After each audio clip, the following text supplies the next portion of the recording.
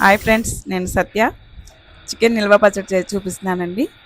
దీనికి కావాల్సిన సామాన్లు: పావుకి చికెన్ తీసుకున్నాను, దానికి సరిపడే సామాన్లు అండి ఇవి. మసాలా దినుసులు అవన్నీ.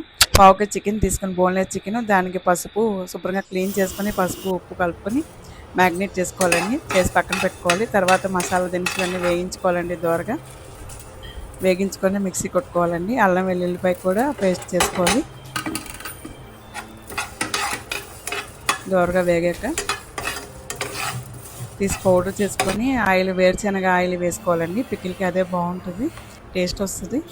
అందులో ఈ మ్యాగ్నేట్ చేసి చికెన్ వేసుకొని వేగించాలండి. మరీ రోస్ట్గా బ్రౌనిష్గా వేగించకూడదు, గోల్డ్ కలర్లో వేయించుకోవాలండి. ఇంకా బ్రౌన్గా వేగించుకుంటే మళ్ళీ టైట్ అయిపోద్ది ముక్క, పీస్ బాగోదు, రబ్బర్లా సాగుతుంది పికిల్ని. అలా గోల్డెన్ కలర్ వచ్చేసరికల్లా అయిపోతుందండి. తీసేసి అల్లం వెల్లుల్లిపాయ పేస్ట్ వేసి వేగించుకోవాలండి.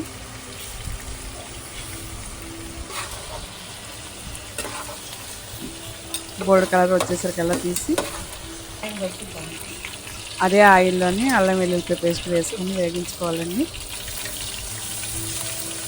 రోస్ట్గా వేగించాలి, ఇది మాత్రం రోస్ట్గా వేగించాలండి. అల్లం వెల్లుల్లిపాయ పేస్ట్ అసలు వాటర్ ఉండకూడదు. అలా కలుపుతూ ఉండాలి సిమ్లో పెట్టుకుని, లేదంటే మాడిపోతుంది.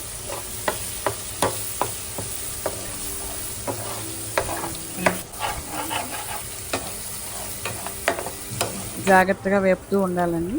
వేగాక ధనియాల పొడి, సాల్ట్, ఒక స్పూన్ సాల్ట్ వేసుకోవాలండి.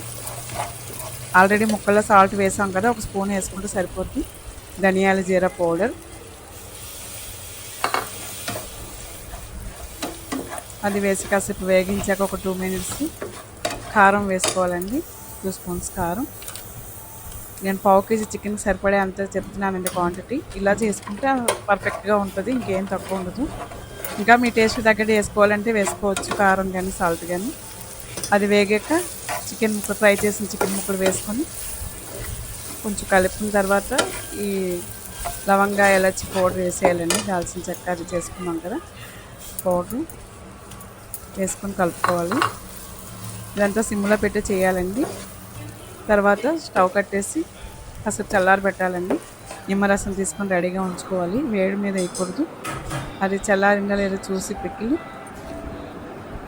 చల్లారిందా అనుకున్నాక అప్పుడు లెమన్ జ్యూస్ వేయాలండి. అందులోని లెమన్ జ్యూస్ వేసి కలుపుకున్నాక ఒక 10 నిమిషాలు పోయాక కొంచెం ఆయిల్ కాసి చల్లార్చి అందులో కలపాలండి.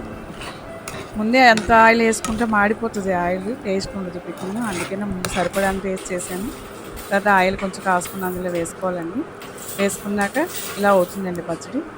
అంతే ఫ్రెండ్స్, చాలా టేస్టీగా ఉంటుంది. మీరు కూడా ట్రై చేయండి.